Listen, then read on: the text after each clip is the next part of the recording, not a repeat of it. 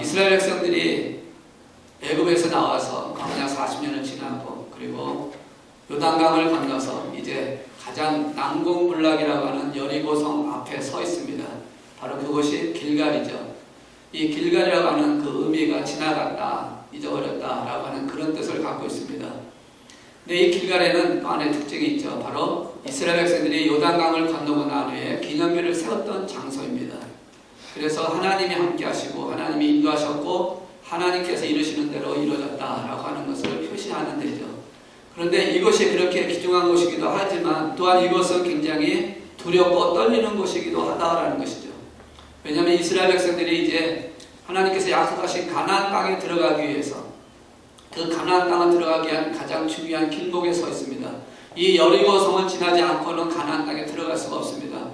요단강을 건너는 사건도 기적이었지만 이제는 이 여리고성을 지나가는 사건도 또한 하나님의 기적을 통해서 이루지 않으면 안 되는 그런 상황 속에 있다는 것을 말씀하고 있다는 것이죠. 여리고성에 있었던 그 모습들은 얼마나 담대한지 모릅니다. 얼마나 대단한지 모릅니다. 이스라엘 백성들이 갖고 있었던 힘이라고는 아무것도 없습니다. 무기도 없고 그렇다고 능력도 없고 참 부족한 가운데 있는데 이 여리고성에 있는 그들을 바라볼 때는 정말 두려울 수밖에 없겠죠. 그곳에 있는 사람들은 전부 다 좋은 병기를 갖고 있고 또 좋은 전차를 갖고 있고 또 잘 훈련된 병사들이 있었기 때문에 감히 전쟁하기는 굉장히 어려운 상황 속에 있었다는 것을 알게 됩니다. 또한 그들에게는 전차라고 하는 것이 있었다는 것입니다. 그 당시에 전차는 굉장한 그 힘을 갖고 있는 파워적인 그 무기가 있는 그런 전장 무기죠. 그것을 어떻게 할 수 있냐면 고고학자들이 여리고성을 조사해본 결과 그 여리고성의 성벽이 전차 하나가 지나갈 수 있을 정도의 그런 두께였다라고 그렇게 증거를 하고 있습니다. 그러니까 어떻게 보면 이스라엘 백성들이 여리고성을 바라볼 때에 정말 그들은 두렵고 떨리고 이것이 과연 가능할 것이냐라는 그런 상황 속에서 아마 굉장한 고민을 갖고 있었을 거라고 생각을 합니다. 그렇다고 이스라엘 백성들이 좋은 무기가 있는 것도 아니고 특공대가 있는 것도 아니고 사실 정말 절망적인 상황이죠. 이런 상황 속에 있을 때에 과연 어떻게 해야 될까 하는 그런 고민 가운데 있을 때에 하나님께서는 여호수아에게 이렇게 명령을 하십니다. 이 명령을 받은 여호수아는 그리고 이스라엘 백성들은 아마도 굉장히 당황했을 거라고 생각을 합니다. 그렇지 않아도 지금 난공불락 앞에서 지금 두렵고 떨리고 있는 이 상황 속에서 지금 쳐들어가서 전쟁을 해도 이길까 말까 하는 그런 상황 속에 있음에도 불구하고 하나님께서는 뭐라고 말씀하고 있냐면 5장 2절에 있는 말씀 보니까 이렇게 말씀하고 있습니다. 그때 여호와께서 여호수아에게 이르시되 너는 부싯돌로 칼을 만들어 이스라엘 자손들에게 다시 할례를 행하라 하시매 라고 말씀을 하고 있다는 것이죠. 사실 이 당시에 이하라고 하는 이 자체가 얼마나 황당무계한 명령이냐. 정말 웬만한 전술가라든지 웬만한 일반적인 사람일조차 할지라도 이것은 말도 안 되는 얘기다. 어떻게 이것이 가능하니까 어떻게 이런 명령을 내렸을까라고 하는 그런 의심이 나올 수 있는 그런 명령이죠. 일반적으로 생각하면 지금 전쟁을 바로 지금 시작하는 게 그래도 무기가 없는 이스라엘 백성들은 조금 더 도움이 되는 사건이라고 볼 수가 있습니다. 왜냐하면 1절에 있는 말씀 보시면 이런 말씀이 있거든요. 요단 서쪽의 아모리 사람의 모든 왕들과 해변의 가나안 사람의 모든 왕들이 여호와께서 요단물을 이스라엘 자손들 앞에서 말리시고 우리를 건너게 하셨음을 듣고 자 그들의 모습을 보니까 마음이 녹았고 이스라엘 자손들 때문에 정신을 잃었더라 라고 그들의 그 상편을 지금 기록을 하는 것을 발견하게 되거든요. 그러니까 여리고성 안에 있는 사람뿐이 아니라 가나안에 살고 있는 모든 족속들이 지금 이스라엘 백성들이 요단을 건넜던 사건, 하나님께서 그 물을 갈라서 건넜다는 그 사건을 들었을 때 정말 두렵고 떨리는 마음, 사기가 저하된 상태, 그래서 전쟁을 하게 되면 두려워서 아마도 어쩌면 전쟁을 시작하면 자기들이 아무리 무기가 많다고 좋은 것을 갖고 있다 할지라도 도망갈 수 있는 상황이 충분히 있을 수 있다는 것이죠. 왜냐하면 사기가 저하됐으니까. 전쟁은요 어떤 면에서는 굉장히 사기가 중요합니다. 이길 수 있다는 그런 자신감을 갖고 나가는 사람과 싸워봤자 전다라고 하는 진다 할 수밖에 없다고 생각하는 사람과 싸움을 하게 되면 누가 이기겠습니까? 당연히 이긴다라고 생각하는 사람이 이길 수 있는 확률이 훨씬 더 많다라는 것이죠. 그러니까 지금 이스라엘 백성들은 지금 요단을 건너면서 사기가 올라가 있는 상태고 요단성 여리고성 안에 있는 그 백성들은 지금 사기가 저하된 상태에 있으니까 비록 무기가 더 있고 모든 것이 다 있다 할지라도 지금이 전쟁하는 것이 더 좋은 시기다라는 것은 웬만한 사람이면 다 느낄 수 있는 상황이었다는 것이죠. 그런데 하나님께서는 지금 전혀 다른 방법을 얘기를 하고 있다는 것입니다. 할례를 행하라는 것입니다. 여러분이 할례라고 하는 거 여러분 잘 아시잖아요. 이 할례를 하고 나면 며칠간 꼼짝을 하지 못합니다. 그런데 이 사건이 지금 어디서 일어나고 있냐? 길갈에서 일어나고 있다는 것이죠. 길갈은 하나님께서 승리했다는, 요단을 건넜다고 하는 그것을 기념하기 위해서 기념별을 세우라고 하는 것, 하나님의 임재가 있는 것, 하나님의 역사가 있었던 곳인데 이곳에서 지금 하나님께서 할례를 행하라고 하고 말씀을 하고 있다는 것입니다. 상황을 봐서는 전쟁 중에 있는 그런 상황임에도 불구하고 할례를 행하라고 하는 이 사건은 정말로 이해하기 어려운 상황이라는 것이죠. 특별히 전투에 임할 모든 남자들에게 할례를 행하라고 하는 이것은 굉장히 위험한 상황이고 이것은 이해할 수 없는 그런 상황인데 왜 하나님께서는 여호수아에게 할례를 행하라고 행하라는 것이죠. 왜 하나님께서는 이 일을 그렇게 하고 있냐는 것이죠. 이 할례를 행함으로 인해서 멸망당한 민족이 있던 것을 성경은 기록을 하고 있습니다. 창세기 34장에 보시면 야곱의 자녀들이 세겜 땅에 들어가게 됩니다. 세겜 땅에 들어갈 때 야곱의 딸인 디나가 그것을 구경하기 위해서 들어갔다가 세겜 땅에 있는 세겜이라는 추장에게 겁탈을 당하게 됩니다. 그리고 그 세겜은 그 디나를 너무 사랑하는 가운데 야곱에게 찾아와서 그 딸을 내게 달라, 내 아내로 달라. 그럴 때 야곱의 그 아들, 그 자녀들의 형제들이 뭐라고 합니까? 그럼 만약에 너희가 이 디나를 너희 아내로 얻기로 원한다면 너에게 갖고 있는 너희 희족속들 모든 희족속들이 할례를 해가라. 그래야 우리가 같이 교류할 수 있고 같이 교제할 수 있다. 그렇게 하면서 할례를 행하게 합니다. 그러나 사실은 교제하려고 한 것이 아니었죠. 그 할례를 행하게 한 후에 그들에게 찾아가서 그들을 전멸시켰습니다. 꼼짝할 수 없는 상황에 있었기 때문에 적은 수가 같다 할지라도 이길 수 있었다는 것이죠. 그런데 그런 상황이 지금 이 길갈에서 하나님께서 이스라엘 백성들에게 하라는 겁니다. 지금 그것을 하게 되면 어떻게 일어나는 상황입니까? 다 돌아 누워 있어야 되는 상황입니다. 움직일 수 없는 상황입니다. 그것을 만약 여리고 성 안에 있는 그 백성들이 보았다면 얼마나 좋은 찬스입니까? 와서 그냥 죽이면 끝나버리는 사건이라는 것이죠. 그런데 왜 하나님께서는 그러한 것을 아심에도 불구하고 왜 하나님께서는 할례를 행하라고 하셨을까? 오늘 우리가 이 만안교회가 그리고 저 여러분에게 주신 하나님의 약속과 언약을 위해서 10분의 40장을 위해서 복음을 전하고 땅 끝까지 증인된 삶을 살아가기 위해 주시는 언약을 이루게 가기 위해서 우리가 할 것은 지금 당장 나가야 되는 것이 급선무라고 생각할 수가 있는데 하나님께서는 그것이 아니라고 말씀하고 있는 것이에요. 지금 그거보다 더 중요한 게 있다는 겁니다. 이스라엘 백성들에게 보여주는 것은 여리고성을 점령하는 것 중요하죠. 왜? 그것이 하나님이 주신 약속의 땅이니까. 가나안 땅을 주셨으니까. 가나안 땅에 들어가서 적각거리 흐르는 땅에서 하나님 은혜 안에서 풍성한 삶을 살게 하시는 게 하나님이 주신 약속이니까. 그 땅에 들어가는 게 그들의 꿈이고 그들의 관점입니다. 그럼에도 불구하고 하나님께서는 지금 뭐라고 말씀하냐면 하나님도 똑같은 그것을 약속하셨기 때문에 그런 관점을 인정을 하시고 있습니다. 그런데 중요한 것은 그것보다 그 일을 이루기 위해서 그 일을 감당하기 위해서 먼저 해야 할 일이 있는데 바로 그것이 할례다라고 말씀을 하고 있다는 것이죠. 전쟁보다 그리고 그걸로 인해서 죽음의 앞에 오는 그 상황이 된다 할지라도 그거보다 더 앞서서 먼저 해야 할 일이 있는데 그게 바로 뭐냐? 할례라고 말씀을 하고 있다는 것이죠. 하나님이 어리석어서 그렇게 하셨을까요? 하나님께서 몰라서 그렇게 하셨을까요? 지혜로우신 하나님이시고 모든 것 주장하신 하나님께서는 분명한 목적이 있기 때문에 그렇게 하셨다는 것입니다. 오늘 우리 삶 속에도 그럴 때가 있습니다. 우리에게 주시는 그 약속을 붙들고 우리에게 주시는 언약을 붙들고 달려가고 할 때에 그리고 어떤 상황 속에 있을 때 우리는 하나님 앞에 그것을 해결해달라고 기도할 때에 하나님께서는 전혀 다른 것으로 응답하실 때가 있다는 것입니다.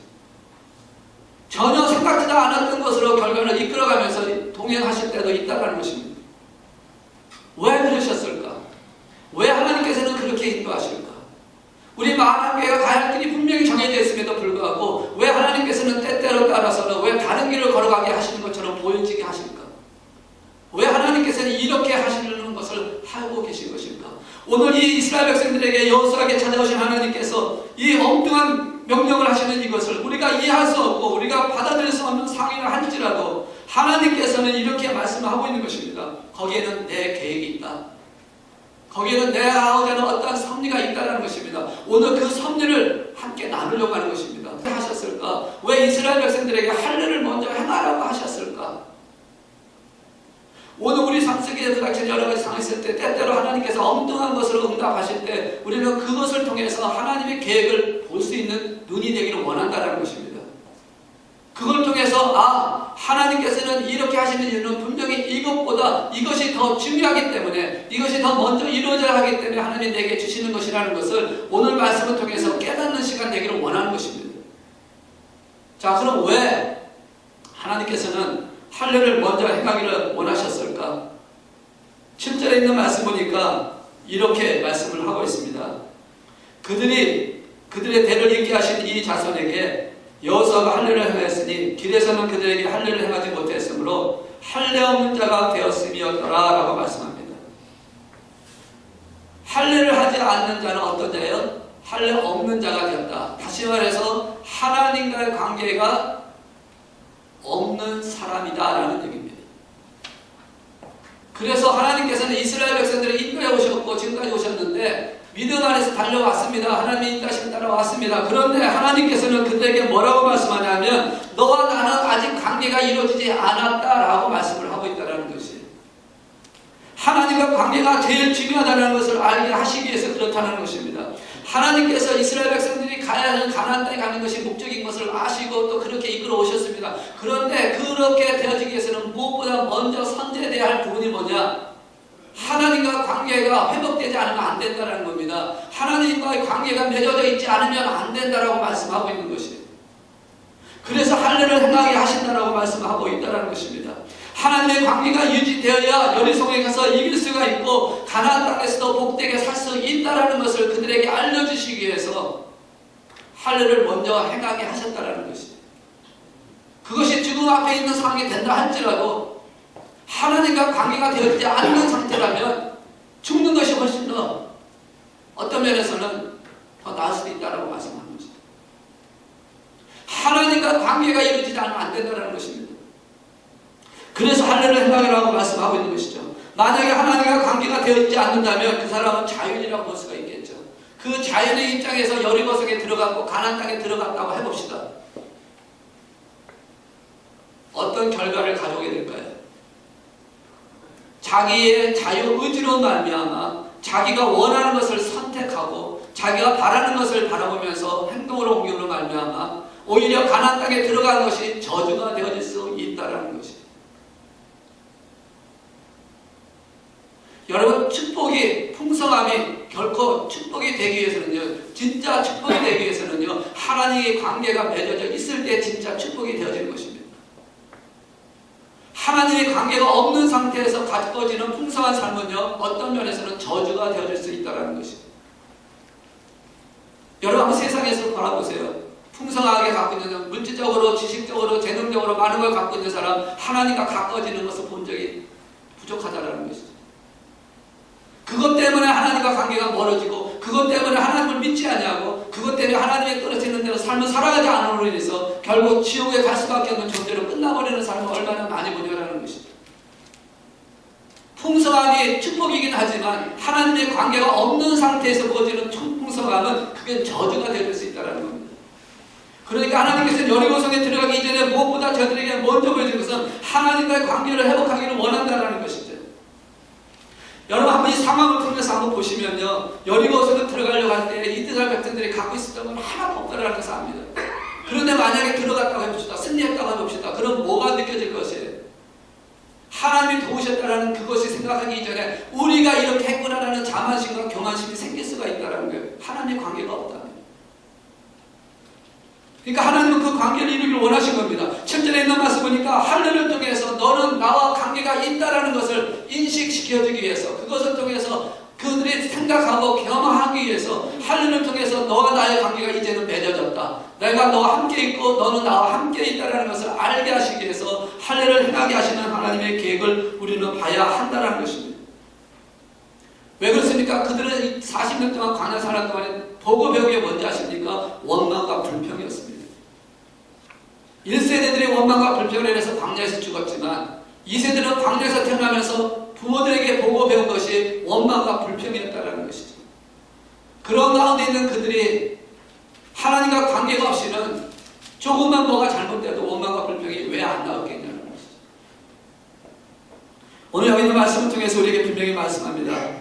하나님께서는 관계를 통해서 이루어 가시는 하나님이신 것을 너희가 알라라고 말씀하고 있는 것입니다. 관계 없이 이루어지는 사건이 없다는 것입니다. 한번 보세요. 이스라엘 백성들이 애굽에서 나와서 40년 동안 광야 생활한 동안에 무엇으로 그들이 살아갔습니까? 그들의 힘으로 살았습니까?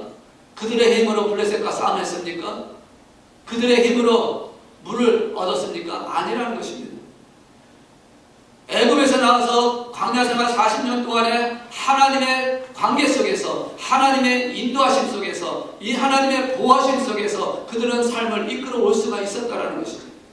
홍해를 건너는 사건도 그랬고, 만나를 먹는 사건도 그렇고, 반석에서 물을 얻는 사건도 그랬고, 그런 블레셋과 싸움도 그랬고, 여러 가지 모든 사건들, 그리고 내부에서 일어나는 그런 분열과 다툼도 하나님의 인도 안에서 그것이 하나로 묶여지는 사건을 통해서 이스라엘 백성들을 40년 동안 이끌어 오신 하나님이신 것을 성경은 보여주고 있잖아요.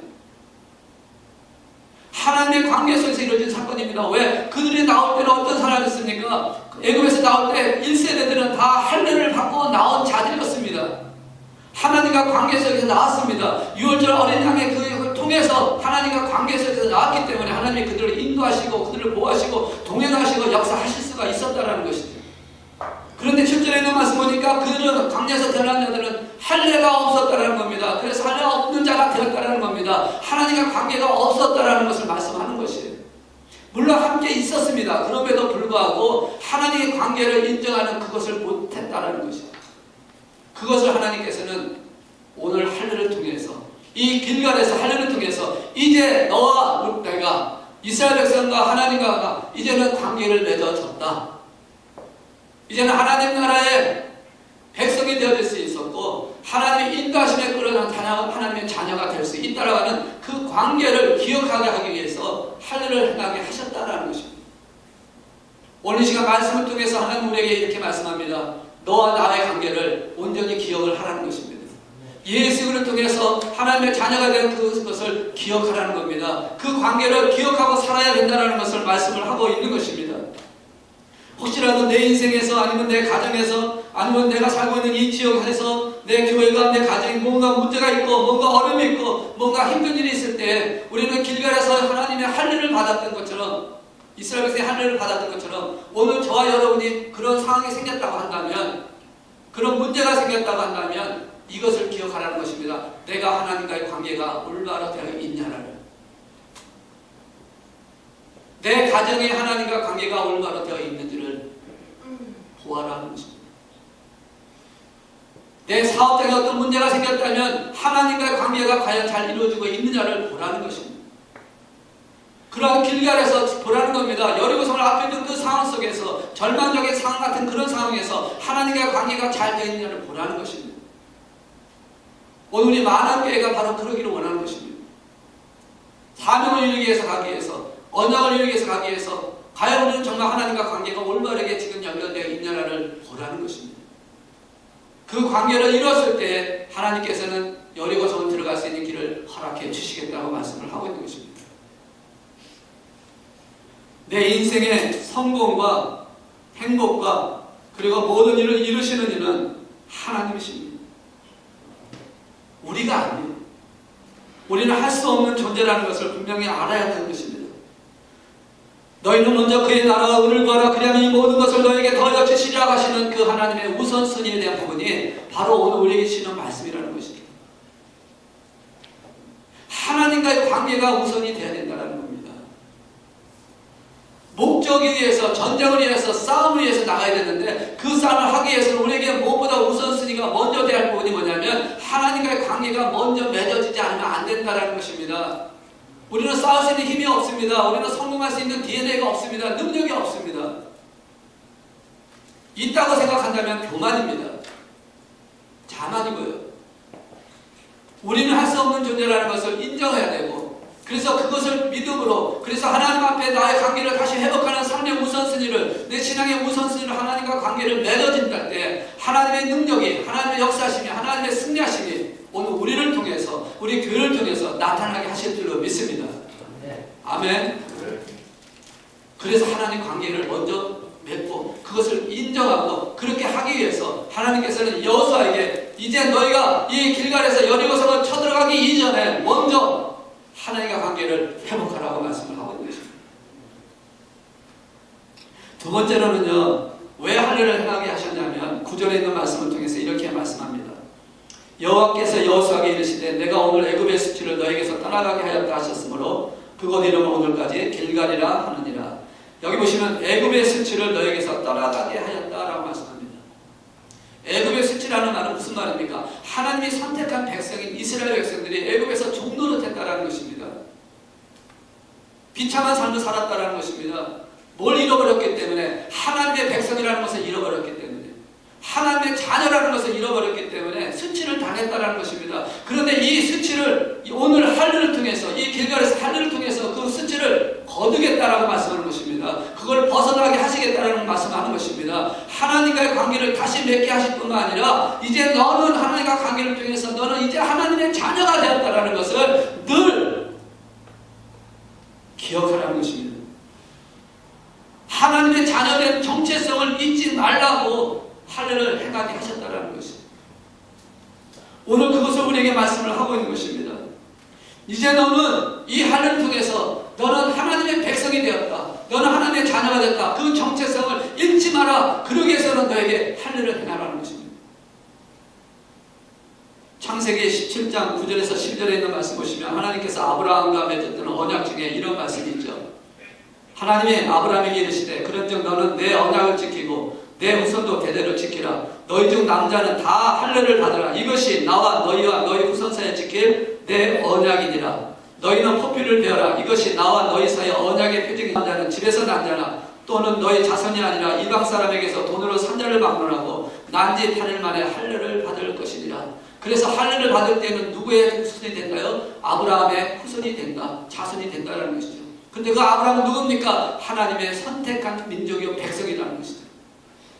그러니까 이스라엘 백성들에게 지금 이 길갈에서 할례를 통해서 지금 뭘 말씀하냐면 이 할례를 통해서 애굽에서 수치였던 노예되었던 종되었던 그런 자가 아니라 이제는 하나님 나라의 백성이요 하나님 나라의 자녀된 권세를 너가 기억하고 그 기억을 통해서 늘 생각하면서 그렇게 살라라고 이 역식을 거행하고 있다는 것입니다. 여러분 누구십니까? 하나님의 자녀이십니까? 하나님의 자녀이십니까? 여러분 그 하나님의 자녀라는 정체성을 갖고 있어야 한다는 겁니다. 나는 하나님의 자녀입니다 라고 하는 것이죠. 왜? 그 자녀된 그것을 갖고 있는 사람에게는요 힘들고 어렵고 두렵고 그리고 무서운 일 어떤 일 상황이 온다 할지라도요 두려워하거나 좌절하거나 포기하지 않으려고 이길 수 있는 힘을 가질 수가 있다는 것입니다.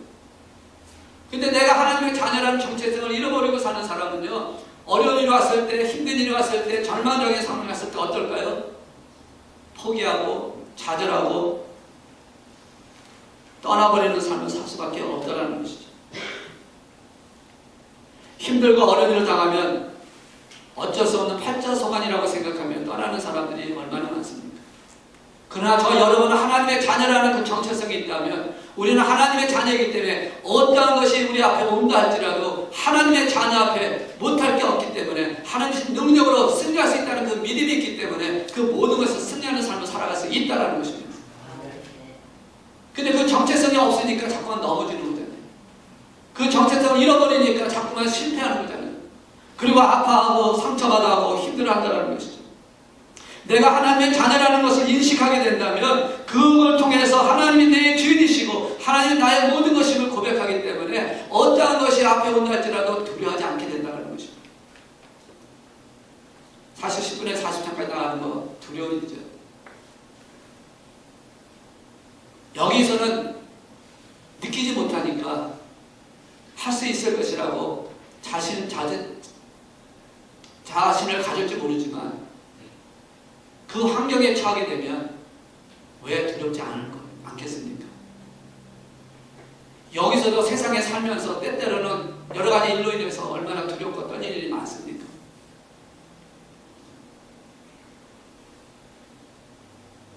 그러나 우리가 정체성을 갖고 있으면 하나님의 함께 하심을 통해서 나는 하나님의 자녀라고 하는 그 하나님의 자녀라고 하는 그 인식 때문에 어떤 것이 우리 앞에 다가온다 할지라도 승리할 수 있는 힘을 갖게 된다는 것이죠.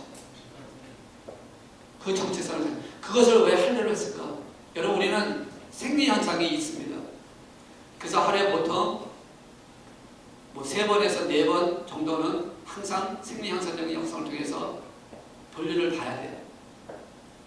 그럴 때마다 자신의 모습을 보면서 나는 하나님의 자녀구나.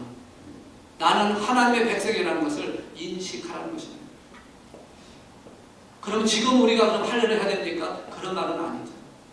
지금 우리에게는 하나님께서 할례 대신에 우리에게 다른 것을 주셨습니다. 이스라엘 백성들에게는 할례를 주셨습니다. 그런데 그 할례를 예수님께서 오셔서 그것을 다르게 바꾸어서 말씀을 하고 있습니다. 그 말씀이 골로새서 2장 11절에서 12절에 있는 말씀을 통해서 이렇게 말씀을 하고 있습니다. 또 그 안에서 너희가 손으로 하지 아니한 할례를 받았으니 곧 육의 몸을 벗는 것이요 그리스도의 할례니라. 너희가 침례로 그리스도와 함께 장사되고 또 죽은 자들 가운데서 그를 일으키신 하나님의 역사로 믿음으로 말미암아 그 안에서 함께 일으키심을 받았느니라. 할례를 통해서 하나님의 백성이 되었다고 인정했던 그 구약적인 사상을 주님께서는 이것을 바꾸셨습니다. 이제는 너희가 손으로 하지 아니한 할례를 받았는데 육체적으로 사람에게 했던 그 할례가 아니라 이제는 손으로 하지 아니한 할례를 너희가 받았는데 그것이 곧 뭐냐? 침례라고 말씀을 하고 있다는 겁니다. 그리스도와 함께 죽고 그리스도와 함께 살아난 그 침례를 통해서 너희가 할례를 받았다라고 말씀을 하고 있다는 것이죠. 물론 이 침례가 구원받는 조건이 아닙니다. 잘못 이해하셔가지고 침례 받아야만 구원받았습니다라고 하는 분들이 가끔 나오는데 아니요, 그것이 아니라 구원받았기 때문에 구원에 대한 확신과 그리고 내가 하나님의 자녀가 되었다라는 내 옛사람은 죽었고 이제는 새 사람이 되었다라는 그것을 표식하기 위한 것이 침례입니다. 구원받고 난 후에 하는 것이에요. 물론 그건 그때 일어날 수 있는 사건도 될 수 있겠지만 그것을 통해서만 구원을 받는 것은 아니라는 것을 여러분 아셔야 됩니다. 그러나 그것이 어떤 의미를 갖고 있습니까? 하나님의 자녀가 되었다라는 표시라는 거예요. 그러므로 이제는 할례받은 자가 나는 할례받았기 때문에 하나님의 백성이 되었다라고 하는 이스라엘 백성들이 했던 그 인식처럼 그것을 느꼈던 것처럼 오늘 우리는 침례를 받았음으로 인해서 나는 하나님의 자녀가 되었다라는 것을 인식하라는 것입니다. 그래서 여러분 침례를 받으셨을 텐데 혹시 침례를 받지 못하신 분이 있다면 난 언젠가 이제 침례를 다시 한번 받을 텐데 우리 침례 예식도 하려고 합니다. 침례를 받게 될 때에 할 수만 있다면 더 많은 사람들을 불러서 기뻐하시고 축하하셔야 된다는 거예요. 왜? 그렇게 함으로 인해서 내가 하나님의 자녀가 됐다는 걸 자꾸 선포하는 것이에요. 여러분 하나님의 자녀가 되었습니까? 그걸 선포하시기 바라요. 인식하시기 바랍니다. 내가 침례받았던 때를 한번 생각해 보세요. 세례받았던 때를 생각해 보세요. 그때 내가 하나님의 은혜 속에서 내가 너무너무 감사했고 기뻤지. 그걸 생각하면서 나는 하나님의 자녀가 됐다. 나는 침례교인이 됐다. 나는 세례교인이 됐다. 자부심을 가지라는 겁니다. 그것을 인식하기 위해서 하나님께서는 오늘 여호수아에게 이스라엘 백성들에게 그렇게 하라고 말씀을 하고 있다는 것이죠. 나는 예수를 통해서 구원받았고 이제는 하나님의 자녀가 되었다는 것을 선포하는 것입니다. 그래야 여리고성에 들어갈 때에 하나님의 능력이 그 사람에게 나타나게 되어진다는 것이죠. 자녀에게 그것을 허락하여 주신다는 것입니다. 문제가 생겼을 때 다른 문제가 왔다 할지라도 다른 응답이 왔다 할지라도 하나님의 자녀된 정체성을 잊지 않고 있을 때 하나님은 그 자녀됨을 통해서 하나님의 역사를 만들어 가신다는 것이죠. 우리가 하나님의 자녀가 되었을 때요 여리고성은 앞에 있는 것입니다. 여리고성은 한 번으로 끝나는 것이 아니죠. 성경에 있는 말씀 보시면 또 여리고성 다음에 아이성이 있고 또 여러 가지가 있습니다. 그러나 하나님의 자녀된 정체성을 갖고 있을 때 어떠한 것이 우리 앞에 온다 할지라도 우리가 원하지 않던 것이 생긴다 할지라도 하나님께서는 그것을 이길 수 있는 힘을 주신다는 겁니다. 감당할 수 있도록 역사하여 주신다는 겁니다. 여러분 하나님의 자녀된 정체성을 잊지 마시기를 주 이름으로 축복합니다. 그것을 늘 기억하시기 바랍니다. 늘 자신을 돌아보면서 나는 하나님의 자녀다. 그러므로 내 삶 속에 어떤 것이 온다 할지라도, 비록 죽음이 눈앞에 온다 할지라도 나는 하나님의 자녀되었기 때문에 이길 수 있다. 하나님은 가장 좋은 것을 내게 주실 것이라는 확신을 가지시라는 겁니다. 그래서 이스라엘 백성들에게 길갈에서 할례를 행하게 하신 하나님의 그 모습을 발견할 수 있다는 것이죠. 세 번째는요, 8절에 있는 말씀을 통해서 왜 할례를 받게 하셨는지에 대한 답을 해주겠습니다. 8절에 있는 말씀 보니까 이렇게 말씀합니다. 또 그 모든 백성에게 할례를 행하기를 마치매 백성이 진중 각 처소에 머물며 낫기를 기다릴 때에 라고 말씀합니다. 모든 백성에게 할례를 행하기를 마치매 라고 말씀하고 있습니다. 이 마치매라고 하는 행하기를 마치고 있다는 것은 무슨 말이냐면 모든 백성들이 다 순종해서 그 일을 감당했다라는 것입니다. 하나님께서 할례를 하라고 하시는 그 안에는 무엇을 의미하냐면 너희들이 온전히 순종하기를 원하시는 하나님의 계획을 갖고 있다는 것이죠. 여리고성을 들어가서 이제는 여리고성을 침략해 정복을 해야 되는 그 상황 속에서 하나님이 하실 계획이 있습니다. 이제 다음에 또 그 시간을 보겠지만 여리고성을 무너뜨린 사건 여러분 잘 아시잖아요. 하루에 한 바퀴씩 6일간 돌고 마지막 7째 날은 7바퀴를 돌고 마지막에 함성을 지르는 것입니다. 그런데 6일 동안 돌아가는 그 순간에 한마디도 하지 않게, 말하지 않게 하면서 돌게 하시는 사건을 여러분 기억하실 겁니다. 이스라엘 백성들이 그 성을 돌면서 200만이나 거의 되는 백성들이 그것을 돌 때에 50만이라고 합시다. 군인만 생각해서 50만이라고 합시다. 군인이 돌아가는 그 사건을 통할 때 여러분 소리가 안 날 수 있겠습니까? 한번 생각을 해보세요. 말이 50만 명이지 10만 명만 돼도 소리가 나리, 아니 10만 명 갈 필요 없어요. 우리 교회에 있는 성도님만 해도요, 할 때 보면 얘기가 안 나올 수 없는 상이라는 것이. 조금 자기 생각에 어떤 감정에 어떤 반응, 어떤 상황 속에서 불평도 나올 수 있을 거고 원망도 나올 수 있을 것이고 또 괜히 의아심도 나올 수 있고 여러 가지 사건이 나올 수가 있다는 것이죠. 그런 사건 속에서 만약에 하나님 명령하신 대로 순종하지 않으면 그 여리고성이 무너질 수 없으니까 미리 하나님께서는 온전히 순종하는 것을 할례를 통해서 이미 계시하고 계신다는 것이죠. 온 백성의 할례를 받게 하시는 하나님, 그래서 그것을 다 마칠 때까지 기다리시는 하나님, 그래서 그걸 통해서 하나님과 관계가 회복되고 하나님의 자녀인 것을 인식하셨을 때 이제는 여리고성을 들어갈 수 있는 힘을 주시는 그 역사를 만들어 가셨다는 것이죠. 그래서 할례를 통해서 주시는 세 번째는 바로 이것입니다. 온전한 순종을 원하기 때문에 그렇게 하셨다라고 말씀을 하고 있는 것입니다. 온전한 순종의 삶을 살아야 가나안 땅에 들어가서 하나님께서 주시는 축복 가운데 하나님의 은혜 가운데 살아갈 수가 있다라고 말씀을 하고 있는 것이죠. 왜 이렇게 하실 수밖에 없었을까요? 이스라엘 백성들이 할례를 받고 나왔을 때, 애굽에서 나왔을 때 가나안 땅 들어가기 전에 광야 40년 동안 그들의 모습을 보면 하나님께서 그렇게 하실 수밖에 없는 이유를 찾아냅니다. 6절에 있는 말씀 보면 이렇게 말씀하고 있지 않습니까? 이스라엘 자손들이 여호와의 음성을 청종하지 아니하므로 여호와께서 그들에게 대하여 맹세하사 그들의 조상들에게 맹세하여 우리에게 주리라고 하신 땅 곧 적과 꿀이 흐르는 땅을 그들이 보지 못하게 하리라 하시네. 할례 받고 나온 그들이 광야 40년 동안에 있으면서 그들이 하나님 말씀에 청종하지 않았다는 겁니다. 순종하지 못했다는 겁니다. 그런데 사실 우리가 많이 보면 40년 동안 그들이 정말로 청종하지 못한 것일까요? 아니요. 청종하지 못한 적도 있었지만 순종한 것도 많이 있었어요. 지금 여기서 말하고 하는 할례를 받는 그 세 번째 조건은 뭐냐면 온전한 순종을 요구하신다는 겁니다. 반순종이 아니라는 겁니다. 70% 순종, 80% 순종이 아니라 100%의 순종을 요구하시는 하나님을 보게 한다는 거죠. 오늘 우리가 해야 될 것이 바로 이것이라는 겁니다. 온전한 순종을 요구하시는 거예요. 백성들이 할례를, 군인들은 다 하라, 남자들은 다 하라, 100%가 다 해야 한다는 것입니다. 어린아이로부터 나이 든 사람까지 다 해야 한다는 것이에요. 하나님 명령은 젊은 청년들에게만 있는 게 아니라 모든 남자가 다 하라고 말씀을 하고 있는 것이죠. 거기에 순종하는 것을 하나님이 원하고 계신다는 것입니다. 여리고성에 들어가서 이제 전쟁을 해야 되는 상황 속에 하나님이 명령하실 때 그 명령에 100% 순종하기 위해서는 이 순종의 열매를 먼저 보여줘야 한다는 것이죠. 그것을 하나님께서는 말씀을 하고 있는 것입니다. 그들이 그러한 것을 순종을 통했을 때에 하나님 역사가 일어난다는 것이죠.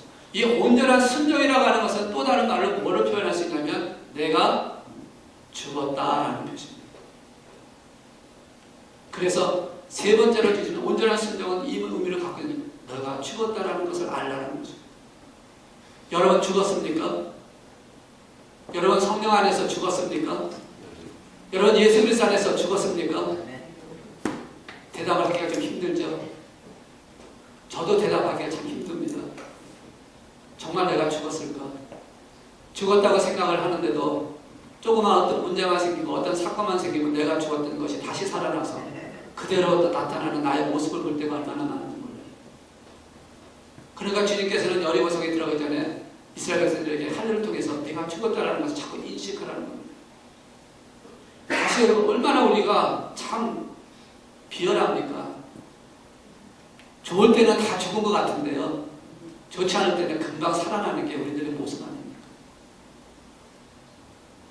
조금만 이라도 자존심 상하는 것 같으면 거기에서 자기가 나타내가지고 얼마나 많은 분란을 일으킬 때가 많습니다. 교회들이 하나님 안에서 하나님의 자녀인 것을 고백하고 믿음 안에서 산다고 믿음 안에서 세워진 교회라고 그렇게 하지만 문제가 생기는 그 안에는 전부 다 뭡니까? 그 안에 사람들이 살아 움직여서 문제가 생기는 거 아닙니까? 이거는 목사의 저로 시작해서 우리 모든 성도들 모두에게 똑같은 사건들이에요. 목사니까 안 그렇고 성도니까 그렇다 아닙니다. 누구나 그럴 수 있다는 것이죠. 오늘 이 하늘을 통해서 오늘 우리에게 말씀하는 게 바로 그것입니다. 너는 죽었다라는 것을 인식하라는 겁니다. 온전히 순종하라는 것입니다. 하나님의 말씀에 순종할 수 있도록 그렇게 순종하려면 내가 죽었다라는 것이 느껴지지 않으면 안 된다는 것이죠. 여리고성을 점령하고 아이성을 점령하고 가나안 땅을 점령하기 위해서는 하나님의 명령에 철저하게 순종하기 위해서는요 어떻게 됩니까? 죽었다라는 것을 너희가 인식하지 않으면 안 된다는 것입니다. 그런데 그렇게 죽었다고 하는 그 해석을 했음에도 불구하고 어떤 일이 일어납니까? 아간이라는 하는 자가 하나님의 말씀에 순종하지 못해서 아이성이 실패하는 사건도 일어나고 있지 않습니까? 오늘 저 여러분 이 말씀을 통해서 문제가 생기고 어떤 상이 생기고 여리고성 같은 그런 난공불락이 우리의 삶 속에 내 가정 속에 아니면 어떤 내 사업 속에 어떤 일이 생겨서 정말 감당하기 어렵고 너무 힘들고 어려운 상황이 있다면 한번 이걸 생각해 보시라는 거면 내가 정말 죽었었던가? 내가 하나님 앞에 온전히 순종하고 있었던가? 한번 돌이켜보라는 것입니다. 이 말씀을 통해서 우리에게 그렇게 말씀하는 것입니다. 요한복음 15장 5절에 있는 말씀 보면 이런 말씀이 있습니다. 나는 포도나무여 너희는 가지라. 그가 내 안에 내가 그 안에 거하면 사람이 열매를 많이 맺나니 나를 떠나서는 아무것도 할 수 없느니라. 주님을 떠나서는 아무것도 할 수 없느니라. 이 말씀을 바꿔 말하면 주님 안에서는 모든 것을 할 수 있느니라. 아멘. 주님을 떠나면 할 수 없지만 주님 안에서는 모든 것을 할 수 있느니라고 하셨습니다. 나를 죽일 수가 있다는 겁니다. 주님 안에서 나를 죽일 수가 있다는 겁니다. 주님 안에서 나의 모든 것을 새롭게 하시고 나의 정체성을 회복할 수가 있다는 겁니다. 주님 안에서 하나님과 관계가 회복되어지고 그 관계를 통해서 여리고성을 점령하는 그런 놀라운 역사를 이룰 수가 있다라고 말씀하고 있는 것입니다. 그래서 길갈에서 그 기념탑을 세운 그곳에서 여리고성을 들어가기 직전에 하나님께서는 그들에게 할례를 행하라라고 명령하고 계신다는 것입니다. 오늘 우리의 삶을 살아가는 과정 중에 늦었지만 이제라도 다시 한번 우리는 이 길갈에서 이제 새로운 시작을 하는 과정 속에서 우리가 많은 계시는 사명을 이루기 위해서 가는 그 과정 속에서 우리는 길갈이라는 이 장소에서 하나님 기념하셨던 하나님을 통해서 구원받고 하나님의 자녀가 된 우리가 다시 한번 하나님 주시는 은혜 안에서 나를 돌아보면서 이 할례를 행하는 역사를 이 뜻을 따라 할례를 행하는 역사를 오늘 저 여러분이 이루기를 원하는 것입니다. 내 삶이 더 풍요롭고 아름답고 복되고 위대한 일을 이루기를 원하신다면 이 할례를 통해서 이스라엘 백성들에게 죽었다고 한 것처럼 여기 지금 말씀을 통해서 보시면 이런 말씀이 있습니다.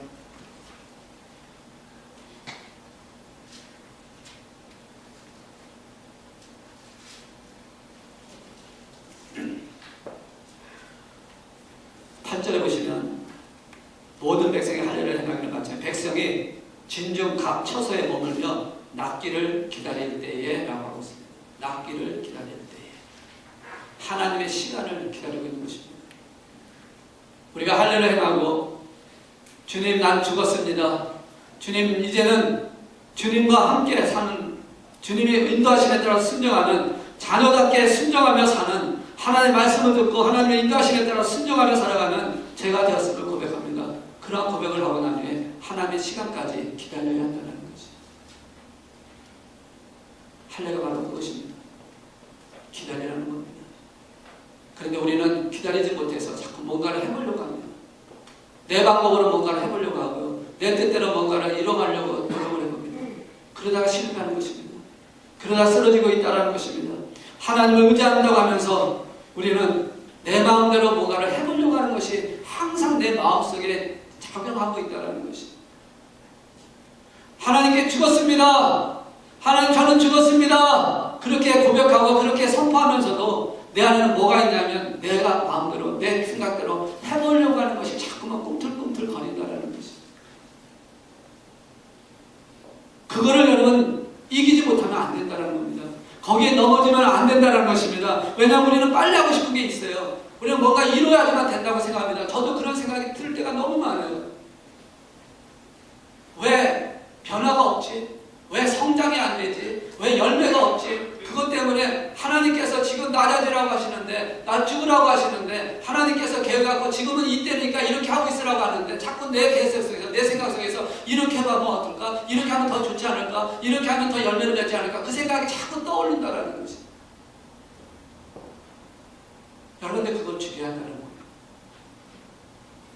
길갈에 있으면 길갈에 있는 삶이 되어야 한다는 것이 아직 여리고성에 들어가는 과정이 아니라는 것을 하나님 아세요. 하나님께서 우리를 너무 알기 때문에 우리를 너무 잘 알기 때문에 우리 말하기를 너무너무 잘 알고 있기 때문에 아직 우리가 하나님께서 원하시는 그 단계까지 하나님이 원하시는 그것을 깨닫지 못하고 죽지 못했을 때에 아직까지 우리에게는 할례를 해나라고 하시는 말씀으로 기다리라고 말씀하고 있다는 것이죠. 그러나 분명한 것은 하나님은 그것을 하는 약속대로 이루어가는 과정 속에 있다는 것입니다. 여러분 그걸 놓치지 말라는 것입니다. 저도 그거를 놓치지 않으려고 애를 쓰고 있습니다. 우리 만안교회에 주신 여러분의 가정, 여러분의 삶 속에, 여러분의 생업 속에 지금 많은 일들이 일어나고 있습니다. 그럴 때 여러분 내가 뭔가 해보려고 하지 마세요. 오늘 파트리는 말씀처럼 진중 각져서 머물며 낫기를 기다리라는 것입니다. 하나님의 시간을 기다리라는 것입니다. 내가 하나님이 되고 싶고 내가 있는 내 제약은 나를 이끌어가지 않도록 기다리라는 것입니다. 하나님의 말씀을 붙들고 있으라는 겁니다. 하나님의 능력을 의지하고 있으라는 것입니다. 하나님의 자녀가 된 것을 이 정체성을 갖고 있으라는 겁니다. 하나님과 관계가 끊어지지 않도록만 붙들고 있으라는 겁니다. 그러면 하나님께서는 하나님의 시간이 될 때 우리에게 주신 영적인 가나안 땅, 육적인 가나안 땅, 그 가나안 땅을 점령하게 하시는 하나님 내 가운데 풍성하게 하시는 삶을 살게 하시는 날이 올 것입니다. 그날을 우리는 기다리고 있는 것입니다. 그래서 주님과 함께 붙어 있어야 한다는 것입니다. 세상은 우리가 그렇게 하지 못하게 계속해서 도전할 것입니다. 우리 삶 속에 그렇게 하지 못하게 하나님과 관계를 맺지 못하게 하나님과 그런 영적인 그런 하나님 자녀라는 이 정체성을 갖지 못하게 여러 가지 사건으로 우리에게 다가올 것입니다. 여러분에게 남은 것이 무엇인지 모르지만 그 남은 것을 하나님은 때때로 버리라고 할 때가 있을 것입니다. 내가 붙들고 있는 것인데 그것을 하나님 놓으라고 하실 때도 있을 것입니다. 정말 중요하고 내가 볼 때는 이것이 너무 귀중한 것인데 하나님은 때때로 그것을 내려놓으라고 하실 때도 있을 것입니다. 쉽지 않은 일이죠. 성경에는 그런 표현을 많이 보지 않습니다. 쉽게 이렇게 얘기를 들고 말씀을 마치도록 합니다. 만약에 지금 내가 모든 걸 다 잃어버렸습니다. 먹을 것부터 생활하는 것을 다 잃어버렸다고 한번 해봅시다. 그런데 어떤 사람이 찾아와서 너 주일날 교회 안 가고 내 직장에 가서 일할래? 그럼 내가 너한테 먹을 걸 주고 내가 생활할 수 있게 해주고 내가 살 수 있는 걸 다 줄게. 여러분 어떤 결과가 나올까요? 쉬운 일이 아니죠. 지금 당장 굶어 죽은 상태예요. 지금 내가 피할 곳이 없는 장소입니다. 그런데 어떤 사람이 나타나더니 너 예배만 드리지 않으면 돼. 교회만 가지 않으면 돼. 하나님만 믿지 않으면 돼. 그러면 내가 이 모든 걸 너에게 다 줄 거야. 직장도 주고 물질도 주고 집도 주고 다 줄 거야. 여러분 그런 마음이, 그런 유혹이 왔을 때 어떻게 답을 내리시겠습니까? 죽으리라. 예. 지금은 그게 나올 수 있겠죠. 그런데 막상 일이 닥치면 힘든 결정을 해야 된다는 것이죠. 여리고성 앞에 들어가는 사건 굉장히 중요하고 싸워 승리해야 되는 사건입니다. 그런데 하나님께서는 그 이전에 네가 죽더라. 하나님과 관계가 먼저 회복이 돼야 되고 하나님의 자녀에 대한 정체성을 인식해야 되고 그리고 네 자신에 있었던 그 모든 걸 죽이지 않으면 여리고성에 들어간다 할지라도 그것이 저주가 될 수 있다는 것이죠. 오늘 우리가 하나님과 관계가 회복되기를 원하고요. 여러분 하나님의 자녀된 정체성을 인식하시고 여러분 모든 것을 죽음으로 말미암아 온전한 순종을 통해서 하나님께서 주어주시는 그 놀라운 축복과 은혜를 바라보면서 날마다 승리할 수 있는 우리 만한 교회가 되고 저 여러분이 되시기를 주의 이름으로 축원합니다.